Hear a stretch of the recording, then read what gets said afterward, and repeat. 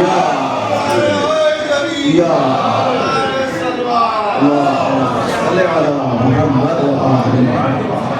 کائنات کی واحد شہزادی ہے زینب کہ جو لہجہ علی پہ بھی دسترس رکھتی ہے اور لہجہ محمدی پہ بھی دسترس رکھتی ہے.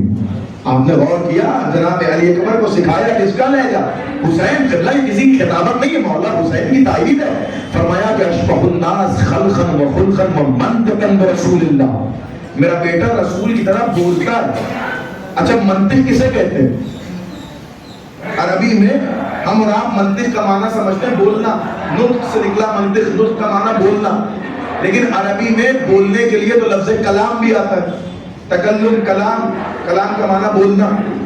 لفظ قول بھی آتا ہے، قول تقول، قول کا معنی بھی بولنا.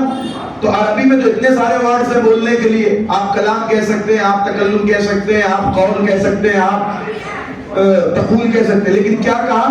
منطق. تو کیا فرق ہے کلام، قول اور منطق میں؟ کلام، قول اور منطق میں کیا فرق ہے؟ جو حسین نے کلام نہیں کہا، قول نہیں کہا، کیا کہا؟ نطق، منطق کا. جب میں نے لغات کے سینے میں ڈھونڈنا شروع کیا تو پتا چلا کہ ہر طریقے کے بولنے کو کلام کہتے ہیں، دلیل کے ساتھ بولنے کو قول کہتے ہیں، اور بہت سوچ کر بولنے کو منطق کہتے ہیں. پتہ نہیں آپ اس نقطے میں پہنچے یا نہیں پہنچے. اس کا مطلب نطق عام کلام کو نہیں کہا جاتا. اسی لیے جانور بولتا ہے اس کو بھی کلام کہہ سکتے ہیں. جانور آواز دیتا ہے، جو آوازیں نکالتا ہے اس کو بھی کلام کہا جاتا ہے، لیکن اس کو نطق نہیں کہا جاتا. کیوں؟ اس لیے کہ جانور بولتا ہے مگر سوچ سمجھ کے نہیں بولتا. انسان کے بولنے کو نطق کہا جاتا ہے. کیوں؟ اس لیے کہ انسان سوچ سمجھ کے بولتا ہے. جو سوچ سمجھ کے بولا جائے اسے منطق کہا جائے. نہیں غور کریں آپ، جو سوچ سمجھ کے بولا جائے اسے منطق کہا جاتا ہے. اس کا مطلب صرف ذکر کو نطق نہیں کہتے، ذکر کے بعد جو ذکر ہو اسے نطق کہتے ہیں. واہ واہ واہ سبحان اللہ. ذکر کے بعد جو ذکر ہو اسے نطق کہتے ہیں. حسین نے یہ نہیں کہا کہ میرا بیٹا کلام میں رسول کی طرح، یہ نہیں کہا کہ میرا بیٹا قول میں رسول کی طرح، کیا کہا میرا بیٹا نطق میں رسول کی طرح. اس کا مطلب حسین بتانا چاہتے ہیں کہ میرا بیٹا بولتا بھی رسول کی طرح ہے اور سوچتا بھی رسول کی طرح ہے.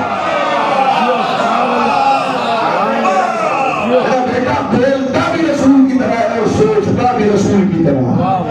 نہیں غور ہی نہیں کیا آپ نے قبلہ، سوچ کا تعلق ہوتا ہے عقل سے، عمر سے. کیا کہنے واہ. توجہ چاہے میں سوچ کا آخری جملہ ہے، سوچ اور فکر کا تعلق ہے عمر سے. اسی لیے میں اپنے جوانوں سے کہتا ہوں کہ آپ کے پاس 1000 علم کی ڈگریاں ہوں، لیکن بزرگوں کا احترام کریں اس لیے کہ وہ تجربے میں آپ سے بہت زیادہ ہیں. واہ واہ سبحان اللہ. بھائی ڈگریاں نالج ہمارا علم ڈیولپ کر رہی ہے، تجربہ نہیں ڈیولپ کر رہی، ایکسپیرینس نہیں ڈیولپ کر رہی. ایکسپیرینس عمر کے بعد ڈیولپ ہوتا ہے، تجربیات عمر کے بعد ڈیولپ ہوتی ہے. اسی لیے ہو سکتا ہے ایک پڑھا لکھا جوان اس لیول پہ نہ سوچ سکے جس لیول پہ بزرگ سوچ سکتا ہے، کیونکہ تمہارے پاس صرف علم ہے، اس کے پاس علم بھی ہے، اس کی عمر کا تجربہ بھی ہے. پتہ نہیں جس نقطے کی طرف میں لے جانا چاہ رہا ہوں. اس کا مطلب آپ کسی بزرگ کی ذکر میں کاپی کر سکتے ہیں، فکر میں کاپی نہیں کر سکتے. فکر میں آپ کو اس بزرگ کو کاپی کرنے کے لیے اس عمر پہ پہنچنا پڑے گا. سبحان اللہ. آج میں لے جاؤں آپ کو جہاں میں لے جاؤں. ارے بھائی ہم نے کسی بزرگ کی کاپی کرنا چاہیے، اس کی طرح ہم نے بولنا شروع کر دیا. لیکن یہ کوئی ضروری نہیں کہ میں اس ایج میں ایک 60 سال کے بزرگ کے لیول پہ سوچنا بھی شروع کروں.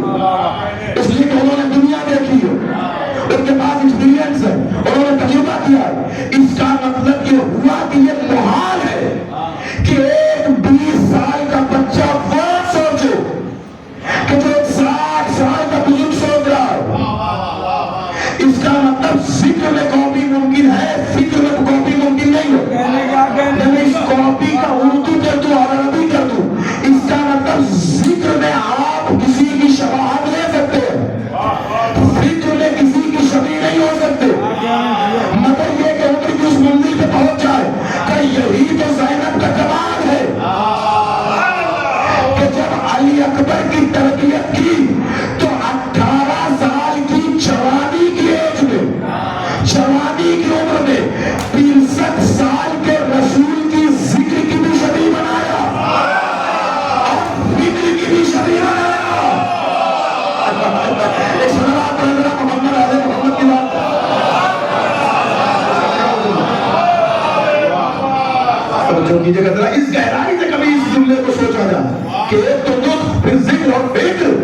لہذا حسین نے فرمایا کہ میرا بیٹا شباہت میں کس کی طرح ہے؟ رسول کی طرح. کس میں؟ نطق میں. نطق کا مطلب کیا ہے؟ ذکر و فکر.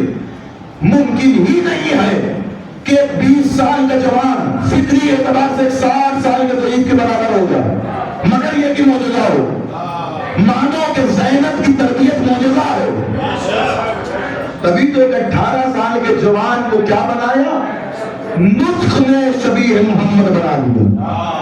یعنی تربیت کر کے فکری اعتبار سے بھی نبی کی طرح سوچنے والا بنا دیا. اب مجھے کہنے دیجئے کہ علی اکبر کی جو فکر حسین ابن علی کے دشمنوں کے بارے میں ہے وہ صرف علی اکبر کی فکر نہیں ہے بلکہ وہی نبی کی فکر ہے.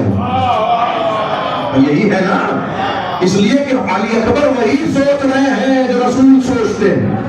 علی اکبر وہی کہیں گے جو رسول کہتے تھے. لہذا آپ کربلا میں اقوال آپ دیکھیں تو آپ کو پتا چلے گا کہ فکر محمد کربلا میں جا رہی ہوگی. علی اکبر کا ذکر نہیں ہے بلکہ فکر محمد ہے.